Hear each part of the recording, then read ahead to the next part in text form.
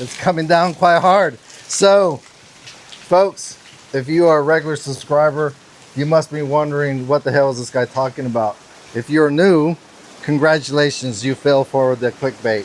Yes, it is a lie. I did not receive this house for free. While I wait for the rain to stop, because I intended in going out there and finish mowing before I go out on a trip tomorrow. For about 2 weeks, we're going out to Hokkaido, and now it's really going to suck because grass is going to be soaking wet, and it's going to be hard to mow, and grass grows like crazy here in Japan. But this will segue into what I'm trying to talk about on this particular video. And if you dislike the method in which I got you to click on to this by saying that I got a free house in the countryside of Japan, yeah, go ahead and give me a thumbs down, but also comment, because what I'm trying to do in this video right here, and not just this one, all across the board, I always try to be as honest as possible to give you the pros, the cons about living in the countryside of Japan, purchasing an Akiya, renovating an Akiya, such as this house in the background. If you're interested in the topic, check out other previous videos that I have. There I talk about the whole process, the actual costs and everything. But just to give you quick numbers, we did buy this house for about $35,000 and put a couple $100,000 into the renovation. So there's that. Yes, I am a small YouTube channel, but I still do receive many personal emails or just chatting. I'm honored that when someone says that you are an inspiration to what I want to do. So if you're one of those folks that you have commented, don't take any offense to this. However, I also feel a personal responsibility in when I am portraying our life here in the countryside of Japan as a foreigner. And I want to make sure that we all understand what we're getting ourselves into. And I think this would be a great example. Lots of work. But what I want to do is, yes, encourage you to pursue your dream. If your dream is to move to Japan, the countryside of Japan in particular, like many of you have expressed, but also be aware of what you're getting into. Yes, in Akiya, it can be free. There's many cases where, okay, maybe you'll get it for free, however, you still have the taxes. There's all kinds of hurdles that you might have to deal with. Or in our case, we didn't have none of those issues, and it was, let's say, relatively cheap for Western standards. As I said, $35,000, you know, really for many of us Westerners is nothing compared to what we are accustomed to, let's say in my case, the United States. I mentioned how much we put into the renovation, but that was not necessary. It's just choices of life.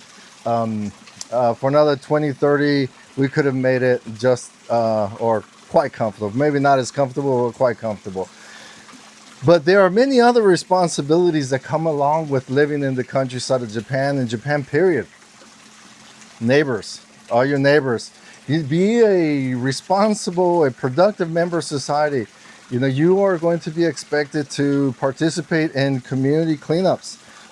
You are going to be expected to be responsible for picking up the garbage that people are not disposing of properly. Cleaning up little ditches for the irrigations, cleaning up the shrine, give money for the shrine, and all kinds of other little things like that.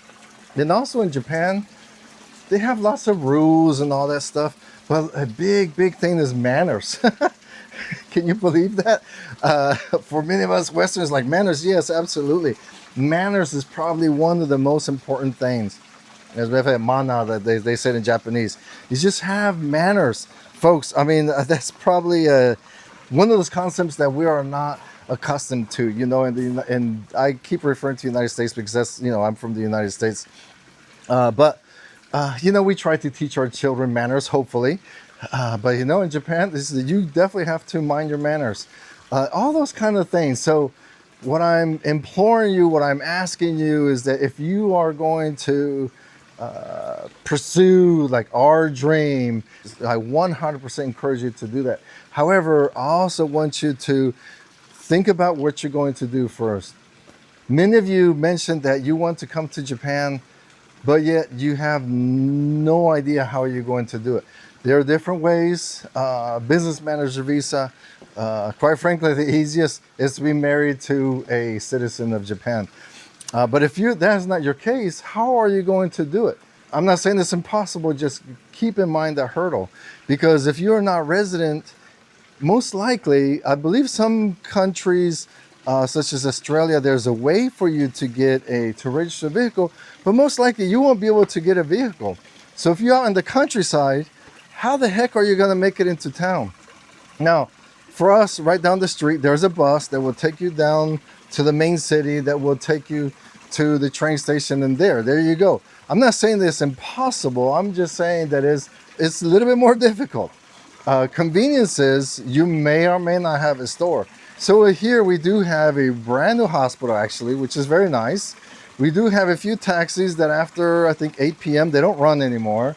Buses, probably 4 or 5 a day, something like that, throughout the day, that will take you into main town. A grocery store, a hardware store, and those are very... So we have the basics, which is enough for us to survive. And if we need to make it out, we can make it out. But that was part of my thought process as we found this place. Again, I absolutely love it. And here in a minute, I'm going to go out there and be huffing and puffing with my lawnmower and not regretting the minute of it. But like right now, my elbows are killing me because I'm probably getting old. Well, I am getting old. But that's just part of it. You know, talking about getting old, who is going to take care of all of this for you? Folks, here in Japan, it's not easy to find help. And actually, I found help, a young guy that helps us, but he comes all the way from the city of Iwakuni, about 45 minutes away. And I actually pay him for his gas to make it over here.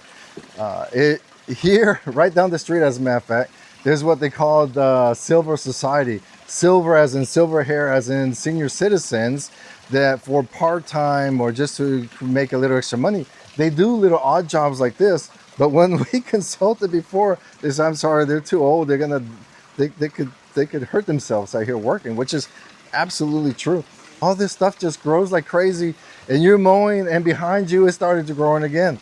So keep that in mind. Don't just buy a property and think that's, oh yeah, we're good, we're gonna come and spend some vacation time, because you're going to come and take care of the property. So think about all those things. And I should not, no, I know. I'd still, being honest, I encourage you to give a beautiful home like this a second chance, but also responsibly. Be responsible. We are all guests in this country. There are many foreigners that are coming to Japan, buying up properties, cheap properties, or getting the free properties, whatever the case may be. This rain is supposed to stop. And my key to stopping the video is when this stops, because I need to get to mowing this grass. And where was I going? But I mean, you have to take responsibility for what you're getting into. Back to finding help.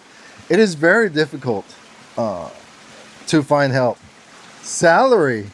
If you think you're going to come here and work, think twice. Unless you start a business, which it is very possible, you know, again, through the business manager visa and stuff like that.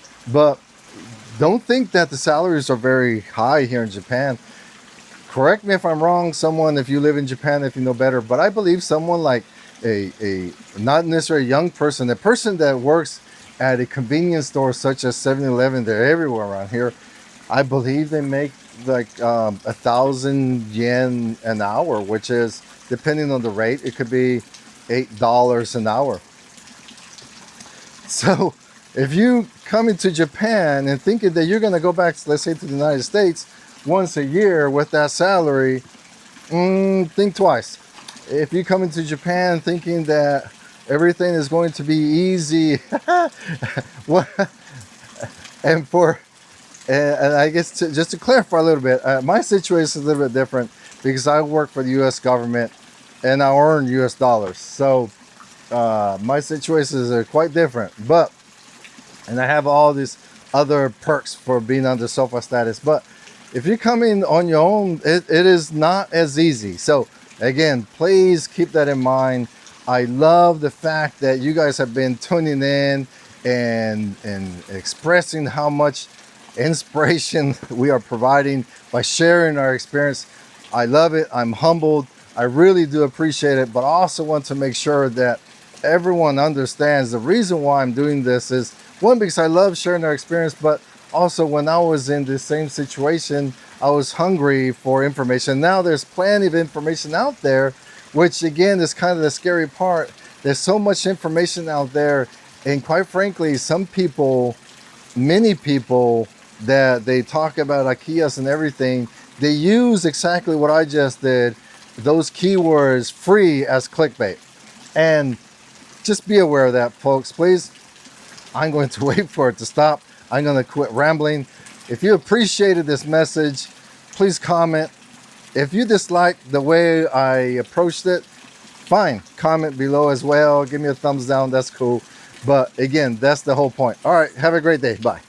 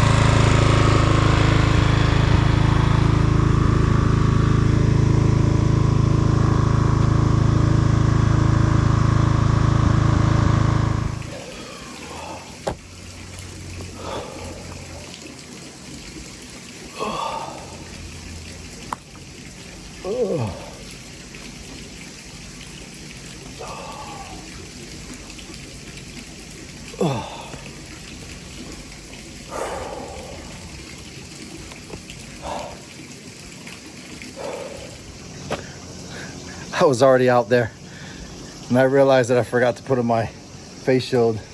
Not a good idea. At least I have my glasses on.